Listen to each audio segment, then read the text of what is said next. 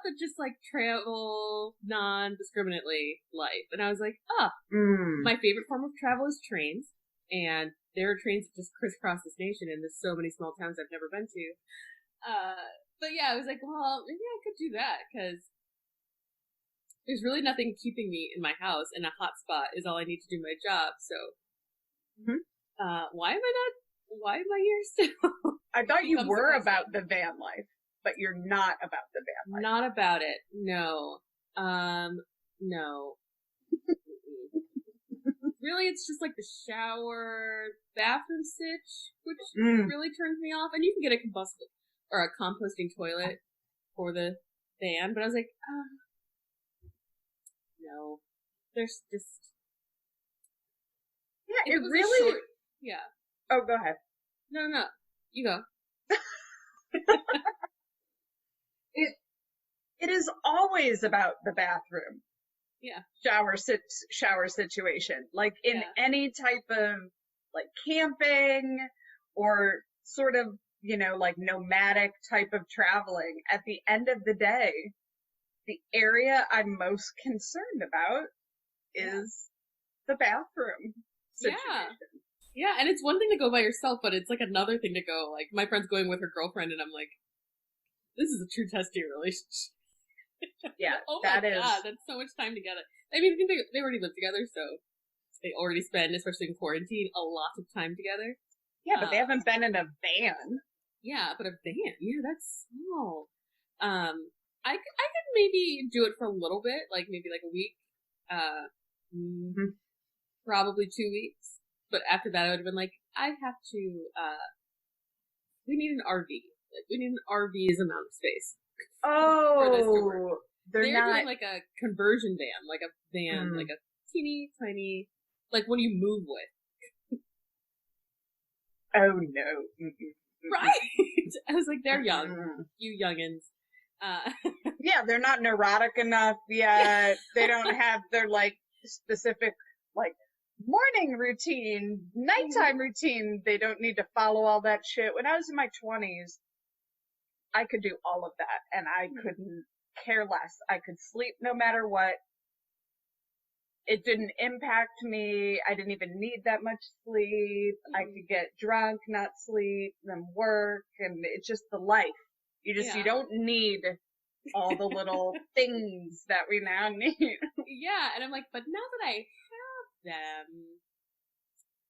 giving them up for next to no reason seems insane. It's like, oh God. Yeah. So this is Strong Female Lead. Yeah, my name's Tricia. And I am Tessa. And we're your hosts. Yes.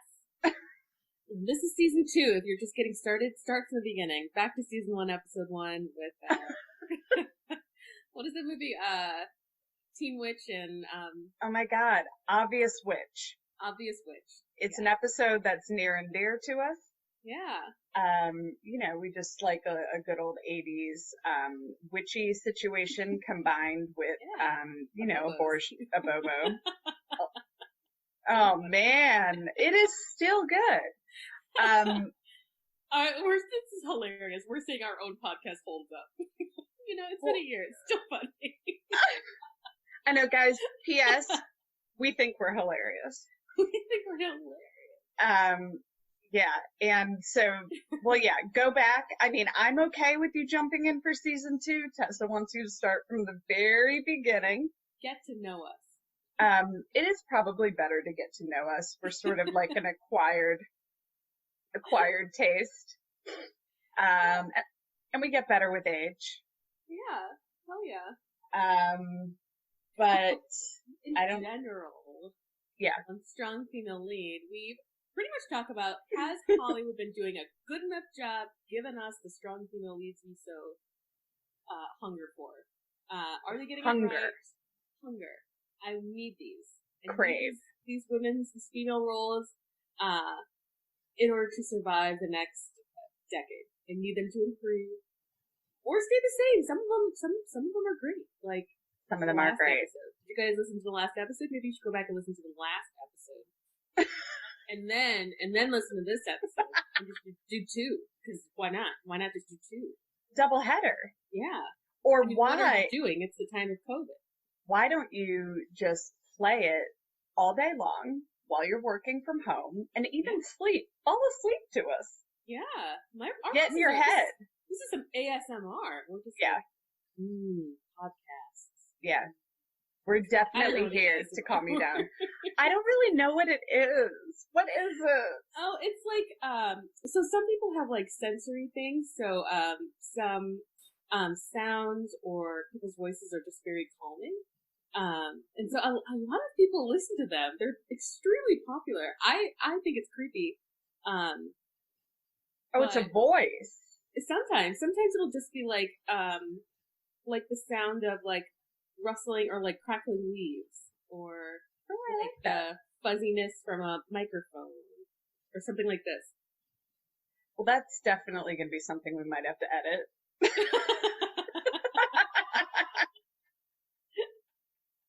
Okay, fine. It was my first time at ASMR. Give me a chance. Probably not sounding as good to the listener as it probably is to you. Oh my God, that's hysterical. We try everything. I was thinking a couple days ago, like, what are my top 5 favorite sounds? And it's definitely the sound of static on a podcast. Static? Yeah. The sound that a cotton ball makes when you squeeze it between your fingers is definitely in there. Just like random sounds. When you step on a really thin piece of ice in the winter and it just like makes such a delicious cracking sound. Love that. Love that one. Yeah. Mine are pretty boring. Basically rain. I just love rain. Great. Yeah, rain on the roof. The sound of Tessa telling me how much she hated our pick for this week.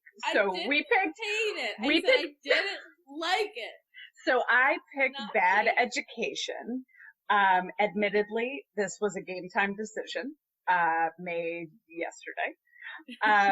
And it's a movie that my mom wanted me to watch and she thought I would love. And, it was entertaining. Let's put it that way. It was definitely entertaining. I don't think there is a actual female lead. So really we're just going to be talking about the supporting females and maybe some representation and kind of just maybe talk about how we feel about it. Cause there's really not a ton to discuss in terms of femininity, masculinity, intersectionality. There's pretty much nothing. This is in whitewashed area of Long Island, and they did represent it like the way that it is, right? So this is very true to the community and just, that sort of thing. But there's really not a lot of like complexity. There's not a lot of complexity in terms of stuff that we typically discuss. So yeah, and I think what didn't excite me about this movie is the juxtaposition of this against the college admission scandal and like the Lori Loughlin and Massimo and like them like setting up their daughters for like or volleyball or lacrosse or something. It's just like the epic lengths that those people went to in order to get their kids into college, kind of juxtaposed against just some light fraud. Like, it was like $11 million. Oh, it was a ton of money. But it was just like so like easily done. Like, oh, I know. Just for some paperwork. I was like, no, I want like, bad moms like being crazy and PTAs going awry and like a big cafeteria brawl between teachers and administration. 100%. This was just people, I know, a little fancier, a little more fun. This was basically two people, like just master manipulators playing the system. But then the biggest scandal was that the superintendent was gay, but everyone already knew. Like, it was just like, oh god, this is nothing. The gay part of the storyline, or why that was included, because I guess if it was, not really, even 2003, like, we had, like, gay mainstream programming, like a Will and Grace, and, like, Queer Eye, the original version was out, like, it wasn't that, well, I guess, small town Long Island, I don't know how they feel. Yeah, you're from the Chicago area. I mean, that area of Long Island is probably sort of similar to where I'm from, and there's still quite a bit of homophobia. So I think it was definitely in 2003 for sure. And I think I think it was brought up because of just the whole act he was portraying. I think that's really like just having a cover. I mean, and the wife dying. Oh my god. So, okay, let's just go through short synopsis. Okay. Bad Education. 2019 American crime comedy drama. I am not reading this directly from Wikipedia. Directed by Corey Finley and written by Mike Makowski. And it's based on the true story of the largest public school embezzlement in American history. And it takes place in Long Island. It says the film is set in the Long Island village of Roslyn in the early 2000s. And it tells the story of charismatic and esteemed Dr. Frank Tassone and Pam Gluckin, who steal millions from the same public school district that they seek to make the best in the country. And that's it.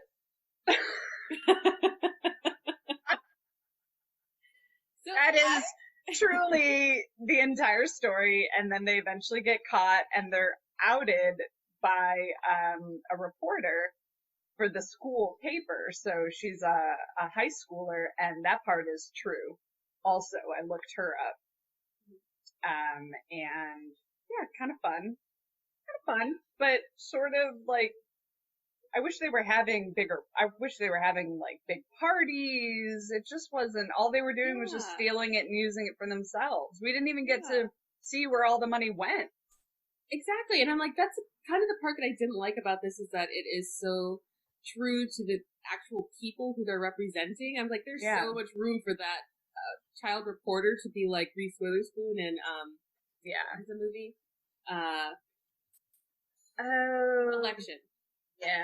Just to be like so about getting into college, because they mentioned like, oh, this is our best numbers yet, and like to have that character be just like so focused on getting into school and not even caring about like who she's hurting in order to get there, or how she does it. She just needs to get in. I think that would have been so much more interesting than, which is offensive, which is why I find it hard to critique this movie, because I'm like, these are real people. But I'm like, and if this is how she actually is, then that's great. But for the purposes of she was actually a do-gooder. Movie watching and storytelling, you kind of fell flat. She didn't even question whether or not, at least to me, it didn't seem like she ever questioned whether or not she was going to publish this, and she was going to do what she was going to do. And I don't even think he did a great job of threatening her. I was like, did you really make it obvious to her? Because he was just such an obvious narcissist. Oh my god! And I was like, it seems like he would have been more, like if he really had caught wind that this article was coming out, or the potential of it, he would have done more than just sit across from her on a park bench and like lightly threaten her. As a true developed narcissist with millions of dollars at stake and your freedom. Yeah, I thought that was kind of wild, because I was expecting her, for movie's sake, to be like, is that a threat? You know, because you always have that response. Is that a threat? Are you threatening me? Yeah. But he was so, it was a very light threat. And then I'm just wondering if he just if that is the narcissism taking hold, though, him just truly thinking he couldn't go down because of it. Because we kind of saw that a little bit with Pam, where she seemed like unawares that once they caught her, that like it would actually mean anything. It was just very bizarre to me. She seemed right. I was confused about the auditor, and I was like, is he or is he not in on what's happening? Because if he's just bad at his job, that's different than actually like hiding money or taking money. Because he was arrested at the end, and then I was like, ooh, I'm not really sure. I kind of thought maybe he was arrested, but I guess we could look in to see like what he was charged with, if anything. I mean, it could be oversight, but it seems like if it wasn't intentional, I mean, like maybe it was just kind of gross mismanagement or something, but it didn't seem like there was anything willful. He just seemed to not really, I mean, do his job, because it seemed like they were just putting this shit, like the girl was able to find it very, very easily. Pretty easily. She's like, good luck with the basement, with the archives. She navigated that shit pretty quickly. I was like, oh, we already found it? Cool. Moving on. I know. I was wondering if it maybe took her a little longer. Yeah. So they did like dress it up a little bit. I read an article that contained an interview with the girl. And I think the girl's name is Rebecca Rambam, which is kind of interesting. That's her real name. Yeah, I'm like, that sounds like a character name, but more than Rachel, whatever. I know. I'm like, why didn't you just keep Rebecca Rambam? Yeah, and why wouldn't? And like, I would want them to keep my name in it, like, so people would look me up. I'm assuming she's actually a writer. I don't think she actually does journalism anymore. And that's a shame. I was hoping that she would like be doing something like that, but she said that the character does a lot more investigative stuff. So they dressed it up a little bit. So I don't think she went to New York or stuff like that. But like that was the only now that you're saying it, it had the potential, like that trip to New York could have been way more wild. Right? Like catching him, and it just, everything, it's like maybe they included too many details, or they stuck too close to the storyline, because then they couldn't really like flesh out some of the stuff that would have been more fun. Like, why didn't we get to see the dancer dance? Like, why didn't we get? Why they even introduce him? If you can have a mysteriously dead wife, why do we need to see this man who does nothing? Just to show his like triple life, right? Like not even a double life. Like he's leading another life. It's like he's conning everyone. But I knew, obviously, and you probably did too, something was up when they were having that real weird conversation with Pam, and they're like, "You're a sick woman. You're a sick woman." And he looks at her and he's like speaking very slowly, and it just seems like I was like, ooh, what is happening here? And then she's like, I'm sick. No, I got the narcissist vibe from him almost immediately when he was like talking to all those students, and I was like, oh no. I know. Oh, no. Terrible. Terrible. Like, well, that was a narcissist clue number one. The ego on that guy. But I think the acting is really what carried me through this movie, because I was just really captivated by these actors' portrayal of these people, even if the characters they were playing weren't, to me, as interesting. But that's the hard part about this being semi-true. Like, how far you go from what's reality. If you're playing a person, like, that guy's a real person. Like, is it defamation if they go too far? I don't know. I wouldn't call this satire. Like, no. I mean, yeah, I think it's only defamation if it's untrue. But then that's why they need to, I know it is tough with it being based on a real, like they couldn't have just put, this is loosely based. Yeah.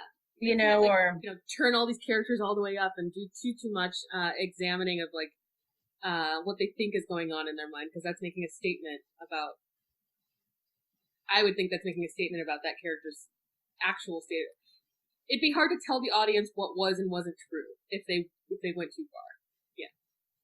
Well, how do movies usually do this? I guess they say it's loosely based, but then they do whatever they want. And they put, like, the characters, you know, are named blah, blah, blah. Like, basically what Law and Order does when we know exactly what they're doing, yet somehow we're like, we know exactly what story this is, but somehow you continue to be able to turn out these episodes that are, like, straightforward, ripped from the headlines. Yeah. I don't know. I guess I was hoping you knew, actually, because I'm like, this is probably, like, this biopic area is probably the only, like, area of film that I don't watch almost ever. Like, things that are, like, based on true life, except for, like, a horror movie where it's like, yeah, this haunted house is real. You know, it's totally on the records that these hauntings happen, and then, you know, it's like, you know, if you believe in hauntings, then sure it happened. If you don't, then no. Right. But this is, like, this is an actual person's life that could be fact-checked and or verified. So what they do is they put a disclaimer. They put it. Did you hear that? Sorry, that's my computer. Oh, it's like, what? Oh, email. They, ding. Damn, like, I had a lot of fun watching it, but I did think that the character, you know what, let's just attack him. I think that the reporter, I think she was boring. I liked her, but I thought the depiction of her was really boring. I mean, I think she was, like, rather 2D, but again, the story's not about her. She is just the literal plot device. Like, I know. She's not a plot, she's a ticking clock. Eventually, she's gonna figure it out, and they name her as the one who's gonna figure it out pretty soon. Almost instantly. I would say in the first 15 minutes, she's in, the Dr. Tripodi? I forget his name. Oh, yeah. In his office, trying to get a story. And I was like, oh. And then he puts her on a path that's, you know, to his own demise. And that's what's weird. Why would he do that? He just must not have thought she'd do it. It's rampant ego. You know, just thinking that she's a high schooler who has high school interests and was just trying to get a cover story for a high school paper. Not thinking that, oh, what I'm actually putting her on the path to do is take down the school district. But if he said, I mean, it's about something they spend money on. Like, I just was like, that's so dumb. Yeah. It also seems like for the longest, him and Alison Janney's character were so in lockstep. So that, like, this wouldn't have happened if Alison Janney's character had been in the office that day. She would have given the statement and everything would have moved on as normal. But him, you know, again, just being in his ego, being in his narcissist, thinking he can do it all, ended up, you know, getting himself locked up, which sucks. Yeah, but her too. Like, just the, just put it on the card. Yeah, I was just like, what, girl? But she'd been doing it forever. What she was talking about. I was like, what card? I was like, I guess maybe the husband card. Why are you saying this? Like, everyone should know what the card is. Like, we had not seen the card at that point. No, but I guess we knew that she did budget stuff, and she was like kind of, I saw her with spreadsheets or whatever, but it was just kind of, it was, and then like, I just think that shit is so common to some degree. I mean, like, maybe like not that much money, but that whole like family type shit. Oh my god. Oh, I'm sure that that's super common in school districts. I'm like, this is definitely the biggest one that's ever been caught. But like, this is not the first time nor the last time that something like this has happened. And I bet it's even more rampant in like private schools where you don't have to answer, or you answer to less people. And then, I mean, Ray Romano makes a really good showing. I think he's always great in these like serious roles. I think he's way better than as a comedian. But I think he, like, I loved him in The Big Sick. He just, I don't know, he just plays middle-aged white guy really well. And for some reason, it's a little more captivating to me, like, when he does it. But just how quickly, like, they were all on board with just her paying it back. I was like, you guys, and it wasn't even, like, that's a lot of money, $250K, but, like, I guess to them it wasn't, but, I mean, they resisted for, like, a second. Yeah. And then all he had to do was talk about the property value going down, and they were all like, well, I'm done. Yeah. And I was like, all of these conversations seem so real and so disgusting, but also so real. I do think Ray Romano has, like, big dad energy, and that's all I get from him, and that's all I think about is, like, you're just the consummate dad. At every age, at every stage. You don't think he's a good actor, though? I think he actually is. Oh, yeah, but no matter what he does, I only see him as a dad. Like, I don't, like, if he was ever to be, like a silver fox, I'd be like, why is my dad trying to, like, get with women? Like, Yeah. Or men, I don't know, for you. Yeah. But I was like, no. Just dad. Oh, yeah. He might as well not have any sex organs. Or the only reason he has them is to become a dad. So he only gets them for a very short period of time and then they're taken away from him. Of course, as they should be. Parents don't have sex. Wow. Because he for sure, there's zero sexual energy. Yes. Oh, it's funny that you say big dad because, like, it makes me think, like, big dick energy, right? But big dad energy is really that's all. That's it. Oh, yeah. That's why I called it that. He's great. That connotation. Both make it gross and inaccurate. I just love him in a beard. And maybe I just want Ray Romano to be my dad. I think he'd be a perfect dad. Like, might be my draw to him. Ray, will you just be my daddy? Yes! I bet he'd say it. I need a daddy. I don't mean that in a sexual way. I mean, I don't have a dad. Will you be my... You're about to have a father-in-law, which is pretty close. Totally. But in this moment, I am fatherless. And I'm just wondering, it's not, Brian, you're amazing. But it doesn't mean that Ray can't also be a part of this equation. I would take two dads. I think that Ray Romano would be just classic dad. Like, he's like the starter model. Like, he's just classic dad. He does all the dad things. He wears his robe too much, and he's like getting the mail or getting the paper, and it's like blowing open, and everyone's like, "Dad, close your robe." That's dad. Yeah. And he's also like jumping in when the kids are watching the movie. He's saying embarrassing stuff. There's constant moments of Dad. Yeah. He's a little too frisky with Mom. He's like always like smacking her on the ass and like, oh, Dad. Or he'll say to like girls, like young girls, like, you're gonna be a heartbreaker, but like that weird dad thing that like crosses into sexual. Do you know what I'm talking about? Have you seen, like, I don't like when people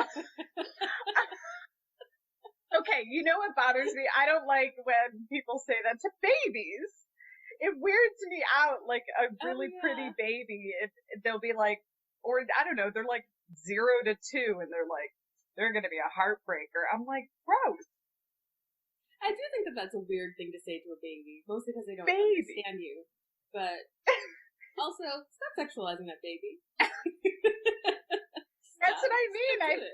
I feel like Ray would sexualize a baby, but in the dad way. Yeah. Right? Like, not in the... Ray. God, on the off chance, Ray, do you ever listen to this? Because, Ray, your wife on your show is actually from my neighborhood that I grew up in. So who knows? Maybe Patricia is out there. Patricia Heaton. I was like, who is Ray Romano's real wife? Oh, his wife on the show. Yeah. She's like, who's the wife? Ray. Yeah, he did fine. He didn't even have that many lines, but he does really well with what he has. He always makes an impression. No matter what, I feel him emote. I like it, Ray. I don't know who anyone else was other than Hugh Jackman, who it felt odd not feeling attracted to, considering he is a gloriously handsome human. And it was, I think it's the no beard and the haircut and maybe just the smarmy part of it. It just, they made him really unattractive. I don't know what they did. Yeah. It's those narcissist vibes that really immediately turn me off. I'm like, oh, your ego is so big. He is so sexy. Like, as a person. You don't like think Hugh Jackman is? No. I liked him in Wolverine the Western. That was the only time I've ever thought he was good looking. Just like super haggard. I think I have a thing for cowboys, but he looks better haggard and with a lot of facial hair. The whole like face tightening thing doesn't work for him. And I also think of Hugh Jackman and I think of Broadway and The Greatest Showman and just like him as a theater actor. So I'm just like these like weird heartthrob Wolverine roles never really didn't stick. And this seems more in line with like how I see him as an actor. But yeah, I just kept looking at like how his face is aged, and I was like, oh my god, it's coming for all of us. It is truly coming for all of us because the close-ups of his face, I was like, no. Yeah. What was the procedure he had done? What did he it was a facelift, I'm sure. Yeah, but then you would need some time off for that. So it was some sort of tightening because that's where they cut. Is right near the ears. Because I was like, oh, well, go back. It didn't seem like he had any downtime. And I was like, what did he get done? And I know. Hiding it? I know. Because my grandma got a facelift. And she had, I know. R.I.P. another Patricia. R.I.P. Patricia Brett. Oh my god. I love my grandma. Oh my gosh, the anniversary of her death is tomorrow. Everyone pays some respect. But she was a glorious human being, and she had a facelift. I believe she had it done in her 70s, but she obviously didn't tell people. And the downtime, she was at my aunt and uncle's, which I found out like 10 years later. She was at my aunt and uncle's for like 2 weeks. That's not bad. No, but like, where were these 2 weeks for Hugh Jackman? But then on another note, that's the point of that. But then also, I'm like, well, maybe the procedure that was 2003. So she got her son maybe like 10 years before that. But a couple things about that. Well, when people would comment on how beautiful her skin was or how young she looked, all she would say that she used was oil of Olay. And that was it. Not just moisturizer, drugstore moisturizer, when she was in fact getting a facelift. So just saying. Giving people... Everyone's lying to us. Everyone is like, everyone who's like, oh, I sleep a lot. Like, no. Oh, I know. A face full of Botox and it's pulled back to the gut. I mean, I full on felt lied to, but like it's a grandma lie, so it's kind of a funny lie. But she also, my mom then told me that the reason she got the facelift was because of a comment I made as a child, which then is just like super unfair because kids, I mean, I'm like, oh my god, this family. So I'm like, there's no equation that ends like, and then I got a facelift that makes it anyone else's fault but yours. By the facelift key. I mean, and she looked wonderful, but I was like, I don't even want to say what my mom says I said because I'm not copping to it. But if I did say it, it's a comment of a child. Children say all sorts of shit. I was a nanny. Truth. They don't know that it's offensive or how, or whatever. They don't know. That's why they're saying it. They haven't learned yet that you can't say this stuff to people's faces. I mean, when I was a nanny, kids would point out like my zits, and be like, mommy doesn't have those, or like, mommy can fit in the baby swing, Yeah. like just weird shit. Those are both true comments that have been made to me by children. I'm like, this is terrible. So apparently I said something like, a turkey neck or something terrible. Oh. Which I feel ashamed. But guys, I don't have a memory of doing this, and I'm pretty sure I was like 7. Okay, so like, keep your judgment to yourself. Because I can't imagine saying that, but also I'm just like, what the fuck? Aww. And all those thoughts came rushing to me when I saw that cut on Hugh Jackman's face. I love that. I was just like pelted with the memory of my grandmother and my like apparently shaming her, and then my mom shaming me. And 10 years later, I was like, you can't back shame me. Like, you can't like hide these things and shame me at a later date. Or something I did when I was 7. She shamed me like, she told me like 15 to 20 years later. Well, yeah. I was like, couldn't you just sit with that one? We got this far without anyone telling me that. Oh my God. And then I'm going to say something, and this is going to make me a terrible person also, but maybe people can relate. I don't know. But like, have you ever had, because now I'm just remembering funny things about my grandma. I would tell her like secrets all the time. She was a great secret keeper, and she was just a buddy, and she was awesome. But then I told her a secret I shouldn't have. Oh no. I told her that a boyfriend of mine that I was with in my early 20s, he had a child. And I told her that he had a child. Mm-hmm.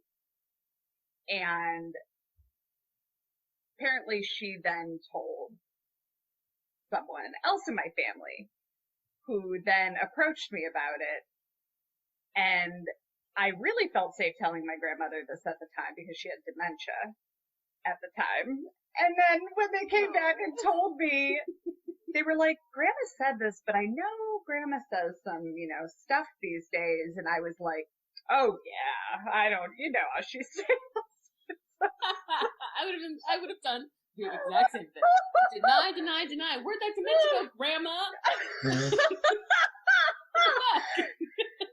But like the great, I know. Where's the granddaughter grandma confidentiality that I've come accustomed to? I'm like, God, it goes away with dementia. I felt safer, but it's not safer apparently. So word to the wise: do not assume because an elderly person is suffering from dementia or something related. Do not assume that they will not share your secrets, because there were other things that she was saying that other people in the family were denying, and now I'm like, Grandma was speaking all sorts of truth, and we have not all even come close to discussing some of the stuff that she laid out there.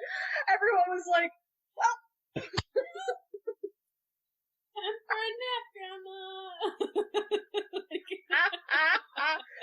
And now by even saying this, most members of my family do not listen to this, although my uncle did tell me that he listened to a couple of episodes, but this may be a secret that's coming out, and it really doesn't matter because I was 24 years old, so I'll take it. Yeah. It just hasn't come up in conversation. That's great. And don't assume if you're saying something on your podcast that your family won't find out. Done. I have come to that realization, so I was like, let me just keep some things to myself. I will say that to you in person and then hope it never makes it back. Yeah, for sure. Yeah, there's definitely some lines. That one seems like it was long enough. That's a good one. Yeah. I was gonna be mad at like hilarious Graham story. I know, but us then just blaming it on. And this is when Grandma was speaking truth, right? She's just letting the truth out. It doesn't matter anymore. She has no filter, and we're all like, ooh, too much. I wish I could be one of those people. I wish I was one of those people who are just like, everything I think is like immediately out there. I'm like, no, it's gotta go through several filters. Oh my God, why? Why my grandma wasn't like that. she just became like that. Do you want dementia? No. No. What are the drugs like? Like, what do you get with dementia? What's that? What are the drugs like? What do you get to take? I'm sure it's terrible. I'm sure it's all very terrible. But maybe if it's like morphine or something, I'd be like, I don't think worst so. way to spend time. Oh God, where did we go? Yeah, Hugh Grant's facelift. Yep. Well, that's what this movie is about, though. It's really about the tangents because there's not a ton to explore. Is there anything else? Plot, yeah. Well, what do we think? What do we think of filmmakers and or producers, directors, all those people? We're trying to say about women in this world, if anything, or nothing.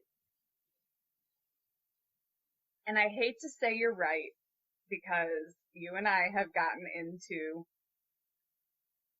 impassioned discussions about whether to cover documentaries or real people on this podcast. And I regret that I am now having a hard time figuring out what the filmmaker was saying about any of those things, because their hands are tied. They can't really say that much about any of those things. So like really the only way for us to cover a documentary is to just talk about a kick-ass, like, strong female, right? And like just all the barriers they broke and the like parts of their character and how they're portrayed and is it the same, is it not? But like in a case like this, I don't think that the filmmaker, if they wanted to do it this way, they had the option to make any statement. There wasn't a statement at all that had anything to do with gender. Yeah, if anything, I was going to say that it seemed like the female characters were almost irrelevant, and I don't know if that's a choice based on actually how the story unfolded, or if that's the choice of the directors, writers, producers, and all of them, because Alison Janney's character makes a big splash in the beginning, and we're like, oh, okay, she's in this too. Like, they're co-conspirators, they're gonna, this is That's why I picked it! That's why I picked it, because I love Alison Janney, and I'm like, she kills it in everything she does, and then when I read the synopsis, hers was the second name, and I was like, oh! Yeah. And then she was gone! And then she's gone, and then I'm just a little confused, because I was trying to, like, think of, like, what's going, what can I say on the podcast that's going to be, like, relevant and, like, speak to what I think the directors and writers are doing. And I don't know, it just seems like indifference, and I don't know if that's because they're trying to tell, Frank's story. And that's why we're not getting Alison Janney, but like she has the big crazy family. She has the, the story that I would be more interested in. I mean, I guess they both have crazy stories. Like he's got 3 lives and she's got like 17 last names and like 15 people living in her home and that very dramatic daughter. And I'm like, but it did seem like everything that was happening to the women was a very dramatic daughter. She finds out her mom embezzled money. It's not about you, Jenny, or whatever your name was. It is. So dramatic. I was like, can't you just get another one? No, bitch, they're taking my license. Oh my god, Alison Janney's not dramatic. Her daughter is dramatic. She's solutions focused. It's like, you don't even know the whole story. I need no talking from you. And daughter. I know. Daughter. I know. Young person number 3. Like, you're not even named in the end credits. That's how irrelevant you are. And the husband who, like... How did it not come back that he was, like, a huge co-conspirator? Why even keep those scenes in of him, like, of the reporters and her dad calling They them? should have shown him get arrested. Yes! Bring some conclusion. That's why I think they're irrelevant. They're just tools to tell Frank's story. And I'm like, I think, if anything, that is telling of how the writers and directors may have felt about femininity, and that it may be expendable. Or maybe it was just Frank's story, and they just kind of, do you know what I mean? Like, because they don't even try to make them leads, and maybe they weren't not that they weren't important in the story, but like in the manner that if they're following the facts and the story and trying to be as close to the real story. Maybe that's all that's out there, right? Maybe there isn't more. I don't know. I think expendable is a good word to describe the woman in this film, because Alison Janney's character embezzled more money. This story should have been about her. I saw that. I looked that up. Bullshit. Yeah. Or no, it was said at the end. Yeah. Yeah. And so I do think it's expendable. Like, the women here are expendable. Especially when you look at Alison Janney's character also reflects that in her niece, who also works in the office. Like, you know, what she wants, she's not listening ever to what she's saying. She's just trying to, you know, fulfill or, you know, complete the transaction that is their interaction. Oh, that kind of rhymed. Ooh, wait, who's not listening? Alison Janney's character, when the daughter-in-law or niece or whatever is asking for money for a PlayStation. Yeah. She's just like, yeah, whatever you need, stop talking. We've got, like, people to see, I've got an act to put on. And I think the treatment of Hugh Jackman's character to Rachel, the writer, is also just met with, like, indifference in that she's expendable. You're just another student here filling a slot. If you're not praising me, then I don't really care. And I think that could be indicative of at least Frank's perspective of women in his world. I don't want to put that out to the directors and producers, because I honestly don't think that was thought of. But I think in Frank's world, women are expendable. Well, clearly, he killed off a woman in his head and put her picture, I mean, on his desk. Frank is definitely not concerned about women. Who is the woman, the picture? I wonder if it was one of those. A stock photo. Like, I was going to say, what would be even funnier, and if they had, like, the creative license to do it, like, someone sees a photo of his wife in a frame at Target or something, and it's like, what the fuck? That's her. It's like Shelley Miscavige. Where is she? Where is she? Yeah, it's August 24th, 2020, 7:43 p.m. Does anyone know? Yeah. Where Shelley Miscavige is? Where are your children, and where is Shelley Miscavige? Where is she? Oh God. Oh yeah, it could be the way that Frank saw them. I mean, he seemed to have a good friendship. It seemed like a fun kind of friendship with, oh my God. How did I lose? Janney? Yeah, but Alison Janney, what's the name of the character? We've been saying it too. Pam. They seem to have a good relationship, but obviously it was only to the extent that it was helping him, which we then know. But, like, they do have that kind of fun, like, banter, et cetera, but it just Going back to another scene, that scene where they're, like, on the bleachers and she's feeding him a sandwich and he has this resolve because he's like, I only drink crazy green drinks and I haven't had a carb in eat. I know. It's her tempting him to the dark side. You know, give in, do this, indulge. And then we find out the story's not even about her. Ridiculous. They really did. Yeah, they reined us in with Alison Janney fucking killing it. And I thought she was going to be way more important. I was very upset that she wasn't in like 2/3 of it. And she was really kicking ass in that first act. Mm-hmm. And then all of a sudden, not even the full first act, the first 15 minutes, it was like Janney, killing it. Like forbidden fruit, talking him into the blah, blah, blah. But then, I mean, we really knew who was running the show. You probably knew beforehand, but when she left that note that said, I'm not the real sociopath. And it was like, oh girl. And she did turn him over, she did turn over a lot of the information, which then implicated, oh, you know what? That's why her husband wasn't arrested. I think she turned over enough information to get her daughter-in-law her daughter-in-law was arrested, and then enough information to implicate other people, probably including the auditor or something, because maybe that's why we didn't see her husband, because I think the whole thing was to protect her family. Right. She had to get some sort of deal. They didn't do a lot of time, did they? No, it was like, 14 years for Frank, and then maybe I think Pam had 9 years, but with, good behavior.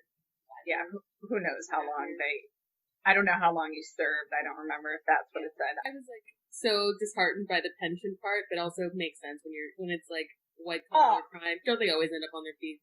Oh my God. You never get into the pension. They always end up still being able to be paid. That is like what you can bank on. Yeah. Those kinds of situations, if it's tied up isn't the prison just a vacation then? You're still gonna get paid. Oh my God. I know. It's terrible. Wait, I want to see, I think they're pretty close. My brother lives in Long Island. Hold on. Let's see how close this is. Distance. Yes, I'm doing Google. Oh, why don't you just, you know what, you should just run it. You should do what you're doing. Just gonna run through the criteria for the movie while you're looking that up. Yeah, that's smart. Okay. It's better than me saying what I use to Google. Like the words that I'm putting in. Your brother wants that out there either. So everything prior to right now comes like 30 seconds. So probably, yeah. Wait, hold on. We have to stop. Okay, we're going to cut that. Okay. Yeah, okay. I'll do it. 3 snaps. So while Tricia's looking up that, I'm just going to talk to you guys a little bit about the criteria for an SFL. So we have 3 main criteria for determining if a movie and an individual actress is an SFL. The first one is the female character top billed. In this case, Alison Janney's character is top billed, so check and check. Second criteria is, does the character move or impact the plot? Does the character move the plot forward? And unfortunately, this one is going to be a no. Not for Janney, the reporter does. Yes. I mean, she does impact the plot, because without her involvement in the same crime as Frank, they would have never caught on to the embezzlement or fraud. Yeah. Yeah. So she does impact the plot, but she doesn't move it forward. So she touches the plot, but then it's not really about her. So I'm gonna say no to that criteria. And does this character have agency? Yes. Yes. She's spending. She's spending. She's spending. But then she is spending. How do you spend $250,000 that is not yours? That is a lot. I mean, she spent so much money. She spent didn't she spend like 11 million that wasn't hers? I don't know. I think they originally only caught on to 250, and they're like, "Well, yeah, just pay it back, and then we'll, everything will be fine. We'll go back to normal. Well, without you, but normal." Yeah. Yeah, exactly. But I'm just because Frank has this little speech about how it just started so small. It was just I oh my God. And then it was just a sandwich, and then it was just a home reno. How do you make that leap? I just really needed a new kitchen, and I thought the taxpayers and students would appreciate me having the finest things in life. That's how you sell an image. Oh my God! Make money. Oh my God! Oh my God! The story that he was spinning, and then I'm using it to do the job that you guys hired me to do. I'm like, who the fuck are you talking to? And I was like, and that's what he believes. $1 million condo is about the schools, is about the children. Which part? Just tell me which room, which cupboard, which chair in your $1 million home is dedicated to you solving education problems. I know. Make it make sense, Frank. Make it make sense. Okay, so she impacted the plot. You don't think she had agency? This is a toss-up. I think in the beginning she had agency up until she gets, I think Frank usurps her agency when he forces her out. And I don't know, or at least I can't think of any time where she, like, takes it back. Where she stops going, well, I guess at the very end, but At the end. But not really, because she's really only doing what the cops need her to do to avoid prison. So, like, I mean, I guess it's her making a decision, but. Yes. Huh. I'm not mad at it. I'm not. Because I'm like, she does choose her own self-interest. Rather than, like, loyalty to Frank, who isn't loyal to anyone. Oh, and Frank's poor first husband. Oh, please! I know, I felt bad He for was him. he was being paid like $800,000 a year to fake printing stuff out. Like, he knew he was part of it too. Yeah, he was. Like, both But still spouses. about the cheating. The cheating part I thought was sad. I was like, oh, he thought he was being loyal and like stand by your man. All the while he's just got some hot twelve in Las Vegas. Yeah, that made me feel bad, and that made it seem like that's what they needed to tell him for him to start talking. I did not like the questioning part where they're like, "Are you legally married?" Oh, get out of here, officer. They're like, okay, we'll go another route. Are you ready? Here's the Twinkie that he's hanging out with. Is that I don't know. I'm like, is that a term that people use? Oh my god, is that bad? Is that, I mean, do I need to look up? I don't know. Is that a bad? Is that derogatory? It sounds like it would be like a sex act I would want no part of. I was thinking just like, you know, young, hot, like, Twinkie. Oh, just like a twink. Okay. I thought like a Twinkie was like something that a twink does, and I was like, I don't understand what that is or could be. Wait, what's a twink? A twink is like a thin, like semi-effeminate, gay man. I guess at that time it would be Metro. I feel like Metro. Oh, a young man in his late teens, early 20s. Well, there you go. Well, then I was right on. I didn't even mean it. A Twinkie, in case all of you were wondering. And the noun for Twinkie is twink.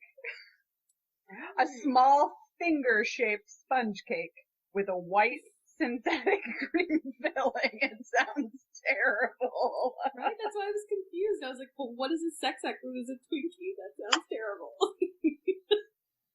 Oh my god, Twinkie was my nickname as a child. I just got a memory of that. That is something people called me. Good. Okay. So, yeah, Twinkie. That's right. Okay, so, alright, so Janney. So you said she's top billed.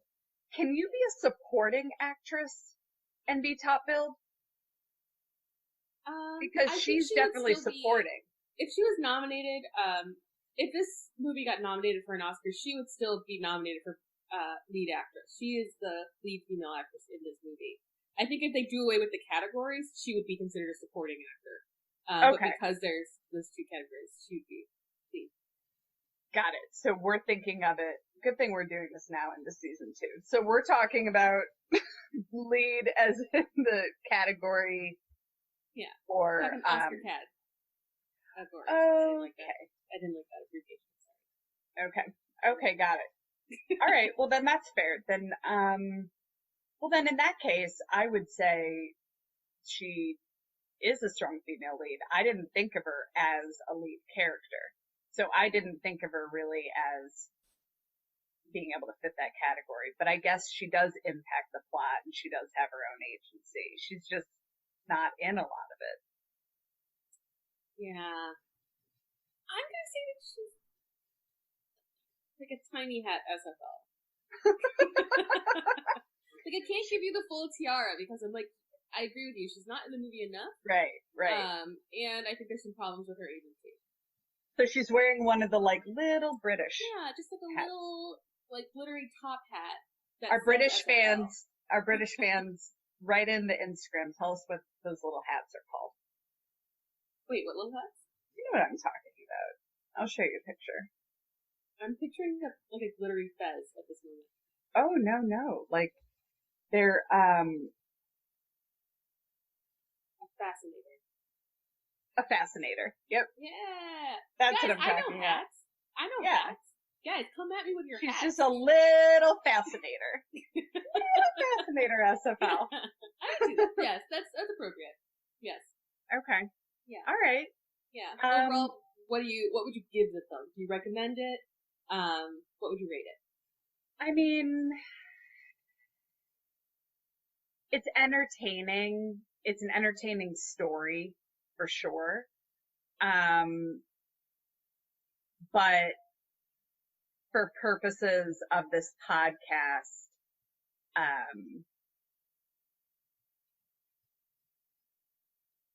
like a 2.75 to 3. Like it's better than average. Yeah. It's definitely like entertaining. Maybe even, no, I'm gonna give it a 3.25. Yeah, it's like, but yeah, it really, like, I didn't realize until after I watched it, I'm like, well, I'm not really going to prepare that much for the pod because I don't think there's a lot that we can even talk about, so we're probably just going to end up laughing about certain things. Nailed it. Yeah, I know. I know it when I know it. What about you? So for the purposes of the podcast, I'm gonna give this movie 2 scores. I think for the purposes of the podcast, I'm gonna give it, in terms of, is there an SFL? Does this fit, what we want to see from female characters and portrayal of women? I'm gonna give this a 2. Only because I do feel like the women in this are kind of irrelevant. They are expendable, not irrelevant. They are expendable. The movie still stands on its own had none of these characters, besides the reporter, been introduced. And the reporter, her dad, has basically just as much airtime as she did, and he wasn't even anything. I was just like, about a lot, and I was like, why do we care about what his father is or isn't doing? I was just like, oh my god. Yeah. I think for just watchability, like, if you have HBO, should you watch it? 100%. Yeah, watch it. I would give this, like, solidly a 3. I'd probably 3.25. This isn't something that I would pick up. It does feel at moments to me like a little inside baseball, where it's like, if you don't know of, like, a baseline finance and or have an involvement with schools, I don't think you're gonna like this. If the acting in this is phenomenal, and I could not stress that enough. The acting is phenomenal. Really good. So if, like, character-driven dramas, are your thing, I highly recommend that you watch this. You will not be disappointed. It just wasn't my thing. But highly, highly recommend for the acting. The acting was wonderful. Yeah, that's what kind of tips it for me. It's entertaining. It's watchable. It's sort of like, it's like a biopic equivalent to, like, a 90-minute rom-com. You can just, like, watch other shit. Does that make any sense? You could be doing other things. Like, you don't Why need did you want that? Because I like background. I could go opposite. I could get work done while watching this. What? Hilarious. I do the same thing, but with, like, big budget action movies. Like, if I'm cleaning my house, it sounds like a war zone. Because it comforts me that other people are having just as rough of days. So it'll just be, like, huge explosions as I'm doing laundry, and I was like, yeah, this feels right. And you're, like, watching this, like, heartfelt biopic about life experiences, and I'm like, blow shit up.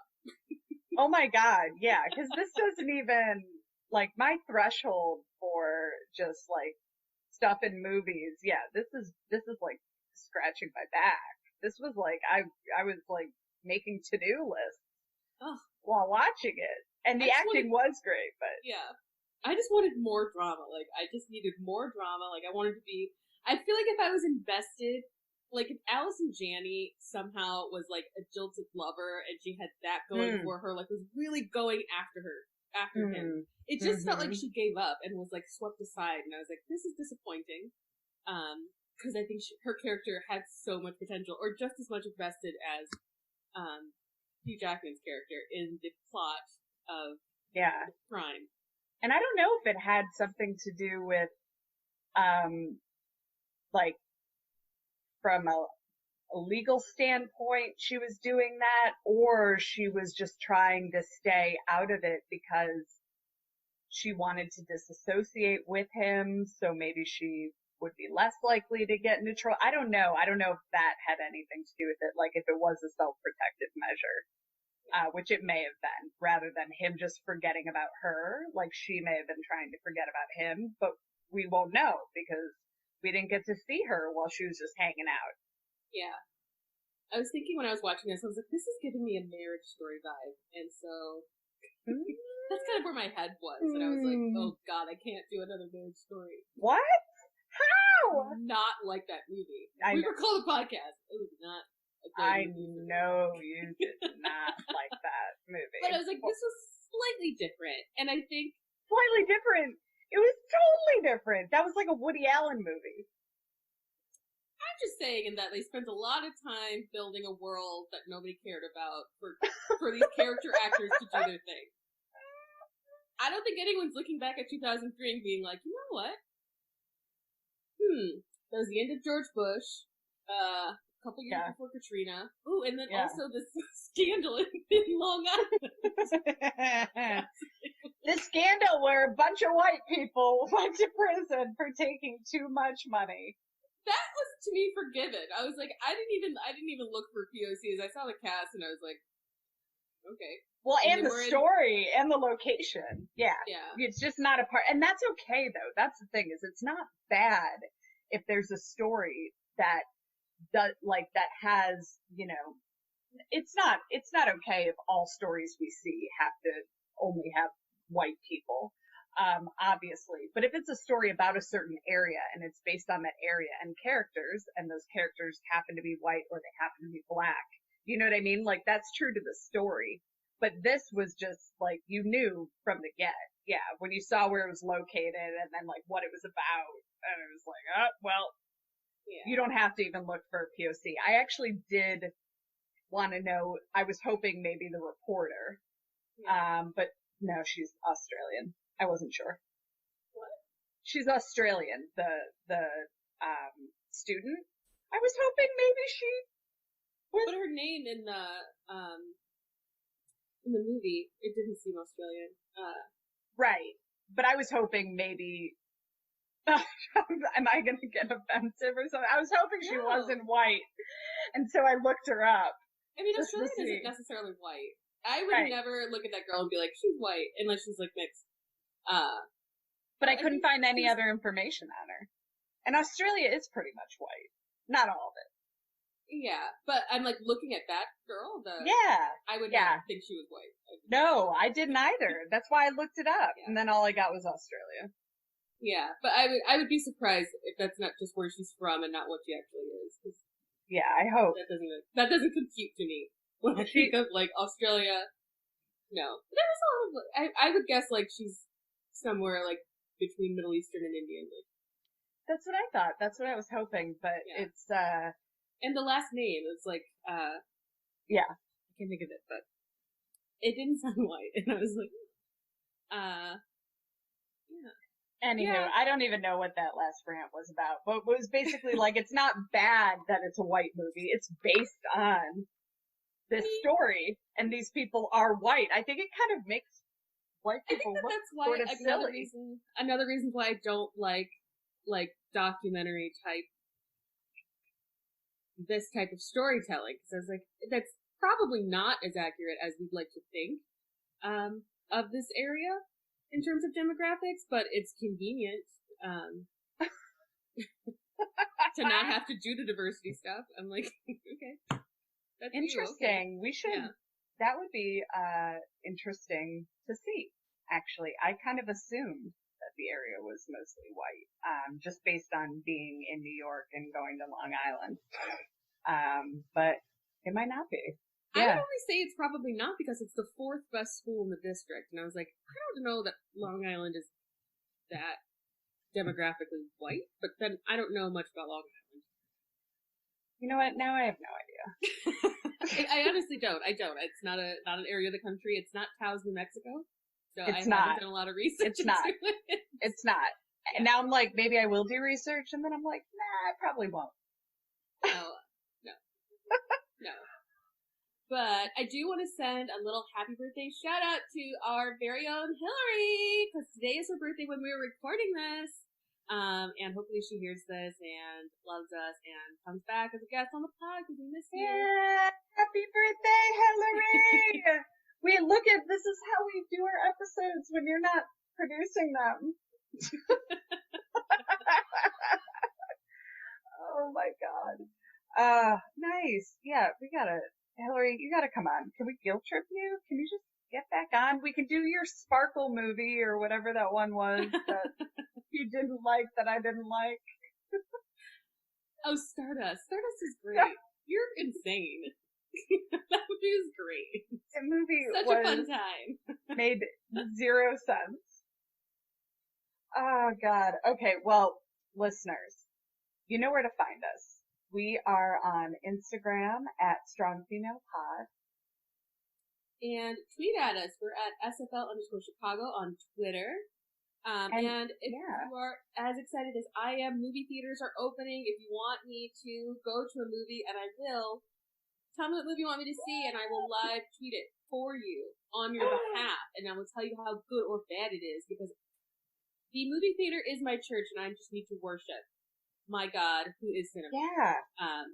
And I'm so excited. They're opening this week, and I cannot tell you how unbelievably excited I am to do a normal thing. I don't care. I will risk COVID to see something. No, Tessa, I will go and we'll just sit like, you know, how dudes sit. Straight dudes with like 2 seats between them. It makes no sense to me. You obviously came together. I don't, right? And it happened, it's all the time. It still happens. Yeah, I was like, whatever connection is happening between you, these 2 seats aren't stopping it. Which is my thought always. I was like, I don't know what you're trying to leave space for, the Holy Spirit or whatever, but it's not working. And we also notice it more. Yeah. So now you're just drawing attention to the space that really isn't between you. Especially when you're still talking to each other, because then you kind of just think that like 2 people are going to sit between you and then nobody comes. And I'm like, oh, well, that's weird and kind of sadder. Actually, that is what we would have to do this time around. So maybe they just like maybe they were in prep mode. Yeah. COVID, they were just like, if bros have been right this whole time, God. Bros knew. They were setting up 6 feet. Oh. They were doing 6 feet. Yeah. I think it's a great idea. Listeners, come up with a movie in the theaters that you think that Tessa should go to, or Tessa and I should go to, and Tessa will live tweet. Yeah, I'm so excited that Wonder Woman is hopefully not getting pushed back again. And for DC fandom, that was last weekend. So if you're a DC comic book fan, know that I was here with you, just being so excited about all the trailers that got released and all of the good movies to come out in 2021. Very exciting. Life is returning to a little bit more normal. 2021 is going to be a much better year. And rate, review, and subscribe. Yes. Guys, leave some reviews on Apple. We need one. We need another one. We need them. We need to see them to feel good about ourselves during this time. My self-esteem is on the line. If you don't leave us a review, my ego will go unchecked and I will become a narcissist.